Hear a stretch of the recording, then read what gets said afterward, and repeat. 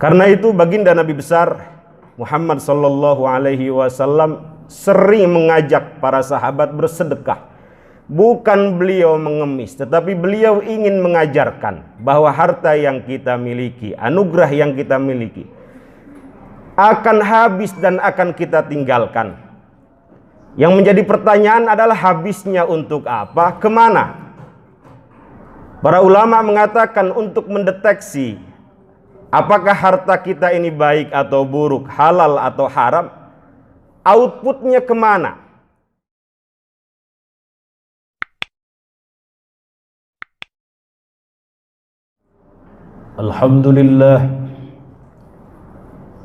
Alhamdulillahi rabbil alamin wa bihi nasta'inu ala umurid dunya waddin. Wassalatu wassalamu ala asyrafil anbiya'i wal mursalin sayyidina wa maulana Muhammadin wa ala alihi wa sahbihi ajma'in. Amma ba'du fa ya ibadallah, usi nafsi wa iyyakum bitaqwallah faqad fazal muttaqun. Faqad qala Allah azza wa jalla fi muhkami tanzilihi, a'udzu billahi minasy syaithanir rajim. Ya ayyuhalladzina amanu taqullaha haqqa tuqatih wa la tamutunna illa wa antum muslimun. Wa qala an-nabiy sallallahu alaihi wasallam, ittaqun nar walau bisyikki tamrah, fa in lam tajidu fa bi kalimatin thayyibah, atau kama qala ar-rasul sallallahu alaihi wasallam.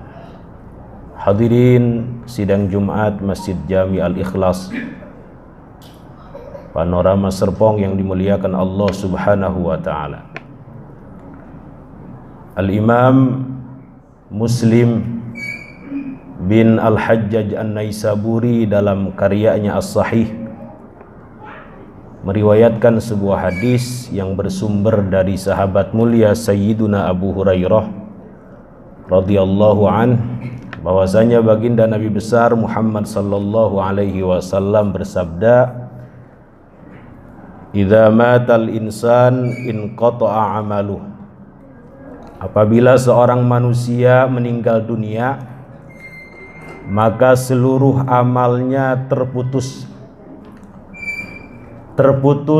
dengan kematian, sehingga ia tidak bisa lagi beramal, atau terputus karena pahalanya sudah tercatat ketika dia masih hidup tetapi tidak mengalir setelah ia meninggal dunia. Illa min salas, kecuali 3 amal yang pahala dan manfaatnya terus mengalir meskipun ia sudah berkalang tanah, sudah meninggal dunia. Yang pertama sedekatin jariyah, yaitu sedekah jariyah. Para ulama hadis menafsirkan sedekah jariyah di sini dengan al-waqfu, wakaf. Jariyah artinya mengalir, maksudnya pahala dan manfaatnya akan terus mengalir meskipun ia sudah meninggal dunia. Sedekah jariyah ini merupakan ibadah sosial yang manfaatnya tidak hanya dirasakan oleh pribadinya tetapi orang lain pun ikut merasakannya. Sehingga ulama usul fiqh membuat sebuah kaidah al-muta'addiyah afdalu minal qasirah. Ibadah sosial lebih utama, lebih istimewa, lebih mulia daripada ibadah individual. Tentu yang sifatnya sunnah, karena yang sifatnya wajib tidak bisa dibandingkan. Misalnya ibadah haji yang kedua kali, ibadah haji sunnah, bisa dibandingkan dengan menyantuni anak yatim. Maka hampir seluruh ulama mengatakan menyantuni anak yatim lebih utama daripada haji yang kedua kali. Betul, benar, pahala ibadah haji yang mabrur adalah surga. Itu pun kalau mabrur. Al-hajjul mabrur laisa lahu jazaa'un illal jannah.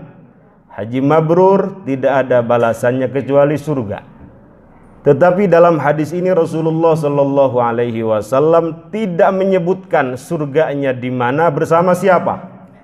Akan tetapi menyantuni anak yatim dengan jelas dan tegas. Baginda Nabi besar Muhammad Sallallahu Alaihi Wasallam mengatakan, ana wa kafilul yatim kahataini fil jannah. Saya beserta penanggung pemerhati anak yatim akan bersama-sama di surga. Tentu surganya baginda Nabi besar Muhammad Sallallahu Alaihi Wasallam super eksekutif VVIP. Surga paling tinggi, paling istimewa, paling luas, paling mulia. Karena itu baginda Nabi besar Muhammad Sallallahu Alaihi Wasallam sering mengajak para sahabat bersedekah. Bukan beliau mengemis, tetapi beliau ingin mengajarkan bahwa harta yang kita miliki, anugerah yang kita miliki akan habis dan akan kita tinggalkan. Yang menjadi pertanyaan adalah habisnya untuk apa, kemana? Para ulama mengatakan untuk mendeteksi apakah harta kita ini baik atau buruk, halal atau haram, outputnya kemana? Untuk apa? Kalau keluarnya untuk hal-hal yang tidak bermanfaat, apalagi berbau maksiat, maka kita patut bertanya dan berhati-hati, jangan-jangan harta yang kita miliki ini berasal dari jalur yang tidak baik atau jalur yang haram, naudzubillah. Tetapi apabila outputnya keluarnya untuk hal-hal yang bermanfaat, untuk wakaf di masjid ini, untuk wakaf di pesantren, untuk menyantuni anak yatim, untuk menolong agama Allah, untuk menolong agama Rasulullah Sallallahu Alaihi Wasallam, insya Allah harta tersebut baik. Karena Allah maha baik, Allah tidak murahan, Allah maha baik dan tidak menerima kecuali sesuatu yang baik. Innallaha tayyibun la yaqbalu illa tayyiban. Sesungguhnya Allah zat yang maha baik dan tidak menerima kecuali sesuatu yang baik. Saking agungnya sedekah ini, Rasulullah sampai mengatakan, inna sadaqah la tudfi'u ghadabar rabb wa tadfa'u mitatassu. Sedekah dapat menghapus, menghindarkan seseorang dari kemurkaan Allah dan dapat menjauhkan mereka dari kematian yang su'ul khotimah, dari kematian yang buruk. Sehingga wajar para ulama dulu ketika datang orang-orang yang sa'il, yang melakukan penggalangan dana, fundraising, mereka menyambut dengan gembira, menyambut dengan sukacita. Kemudian mereka mengatakan, marhaban biman yahmilu zadana ilal akhirah. Selamat datang wahai orang baik, selamat datang wahai dermawan yang mau dengan ikhlas gratis membawakan harta kita untuk kehidupan abadi kita di akhirat. Para sahabat dahulu termasuk istri baginda Nabi besar Muhammad Sallallahu Alaihi Wasallam, Sayyidah Khadijah Al-Kubra, orang paling kaya di Makkah, sepertiga tanah Makkah habis dibelanjakan oleh beliau untuk menolong agama Allah Subhanahu wa taala. Sepertiga tanah Makkah milik beliau, dan ketika beliau meninggal seluruh hartanya habis untuk agama Allah Subhanahu wa taala. Hadirin sidang Jumat yang dimuliakan Allah Subhanahu wa taala, Nabiullah Ibrahim tidak mau makan kecuali makanannya disantap oleh tamu. Bahkan ketika tidak ada tamu, beliau rela berjalan bermil-mil hanya karena ingin makanan yang dimasaknya disantap oleh orang lain. Dan beliau di antara alasan diangkat derajatnya, kata para ulama, gemar berderma, gemar bersedekah. Ini yang pertama. Yang kedua, au ilmin yuntafa'u bihi, ilmu yang dimanfaatkan, yang bermanfaat. Dengan ilmu orang bisa selamat, dengan ilmu orang bisa khusyuk ibadahnya, dengan ilmu orang bisa mendapatkan petunjuk, dengan ilmu masjid ini bisa ada ruhnya, bisa makmur. Karena di dalamnya ada fiqhus shalah, bagaimana orang sholat benar, bagaimana orang adzan benar, bagaimana masjid ini berjalan sesuai dengan syariat, semua itu butuh ilmu. Maka Rasulullah diutus ke dunia ini sebagai muallim, sebagai pengajar. Beliau mengatakan, innallaha lam yab'atsani mualliman wala muta'annitan walakin ba'atsani mualliman muyassiran. Sesungguhnya aku diutus oleh Allah ke muka bumi ini bukan untuk memaksakan kehendak, bukan menjadi orang yang keras kepala, tetapi aku diutus oleh Allah ke muka bumi ini sebagai muallim, sebagai pengajar, dan sebagai orang yang memudahkan urusan orang lain. Sehingga mohon maaf, meskipun muallim ini amal ibadahnya tidak terlalu banyak, misalnya sholat tahajudnya hanya 2 rakaat, sholat sunnahnya hanya 2 rakaat, tetapi itu sudah lebih daripada cukup. Syukur-syukur banyak, karena seluruh makhluk di alam semesta ini mendoakan muallim, mendoakan pengajar kebaikan. Baginda Nabi besar Muhammad sallallahu alaihi wasallam mengatakan, innallaha wa malaikatahu wa ahlas samawati wal ardin hatta namlah fi juhriha la yusalluna ala muallimin nas al khair. Sesungguhnya Allah, para malaikat, seluruh makhluk yang ada di langit dan bumi, sampai makhluk yang ada di lautan terdalam, semuanya terus-menerus bersolawat, mendoakan, memohonkan istighfar untuk orang yang mengajarkan kebaikan. Hadirin sidang Jumat yang dimuliakan Allah Subhanahu wa ta'ala. Yang ketiga, amalan yang pahala dan terus-menerus manfaatnya mengalir adalah seorang anak yang soleh yang selalu mendoakan kedua orang tuanya.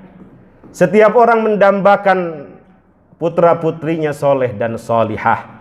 Bahkan para nabi sekalipun khawatir tidak memiliki anak putra-putri keturunan yang soleh.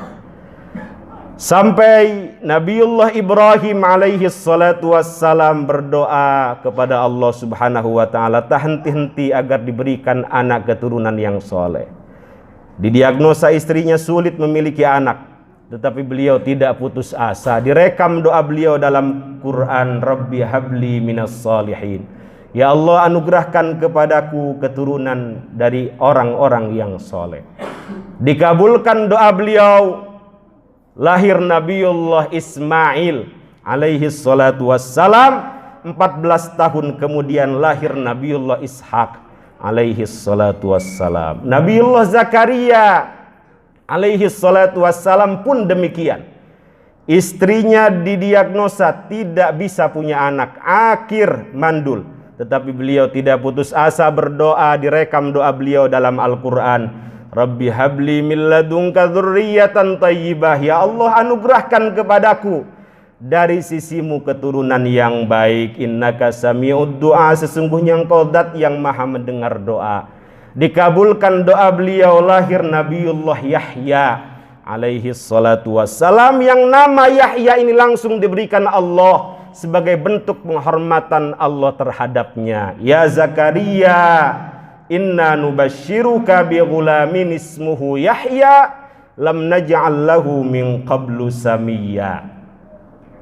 Hadirin sidang Jumat Masjid Jami Al-Ikhlas yang dimuliakan Allah Subhanahu wa ta'ala.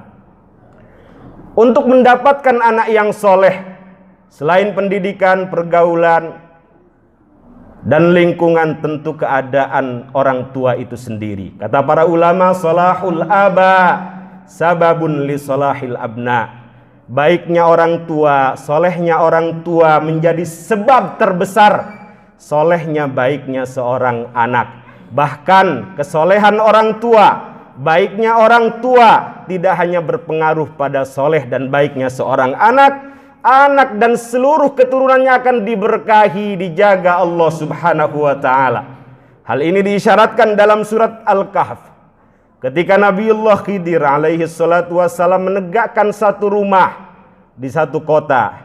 Kemudian Nabi Musa protes, kenapa beliau menegakkan? Ternyata di dalamnya ada kanzun, ada harta yang begitu banyak. Sebagian ulama tafsir mengatakan ilmullah harta tersebut.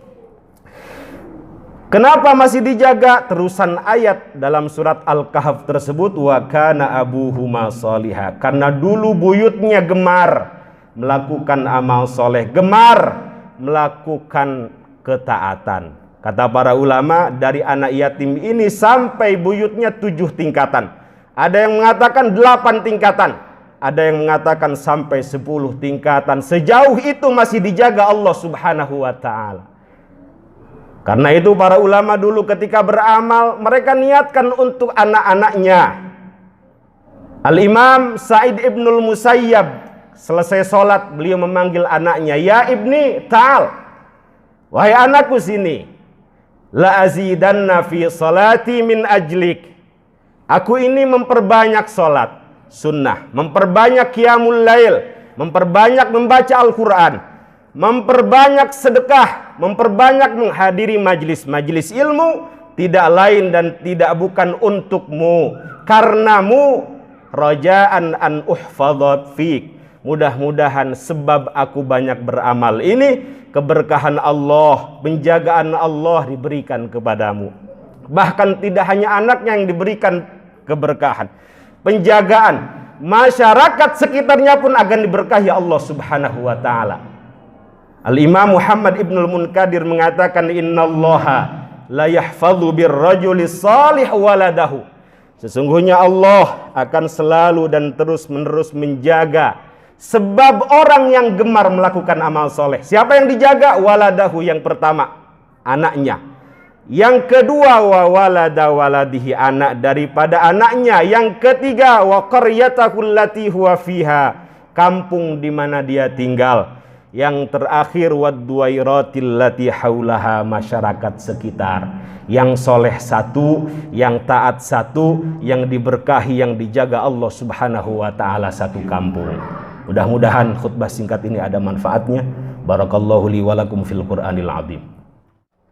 Alhamdulillah, alhamdulillahi wahdah, wassalatu wassalamu ala man la nabiyya ba'dah, wa ala alihi wa sahbihi wa man walah. Asyhadu an la ilaha illallah wa asyhadu anna Muhammadan abduhu wa rasuluhu, amma ba'd. Fa ya ibadallah, usi nafsi wa iyyakum bitaqwallah, faqad fazal muttaqun. Innallaha wa malaikatahu yusalluna 'alan nabiy, ya ayyuhalladzina amanu sallu 'alaihi wa sallimu taslima. Allahumma salli ala sayyidina Muhammadin fil awwalin wal akhirin wa barik wa sallim, radhiyallahu tabaraka wa ta'ala an kulli sadatina ashabi rasulillahi ajma'in, amin. Alhamdulillahi rabbil alamin, hamdan yuwafi ni'amahu wa yukafi mazidah. Ya Rabbana lakal hamd kama yanbaghi li jalali wajhikal karim wa 'azimi sultanik. Allahumma ighfir lil muslimina wal muslimat wal mu'minina wal mu'minat al ahya'i minhum wal amwat, wa tabi' bainana wa bainahum bil khairati rabbighfir warham wa anta khairur rahimin. Rabbana atina fid dunya hasanah wa fil akhirati hasanah wa qina adzabannar. Walhamdulillahi rabbil alamin, wa aqimis shalah.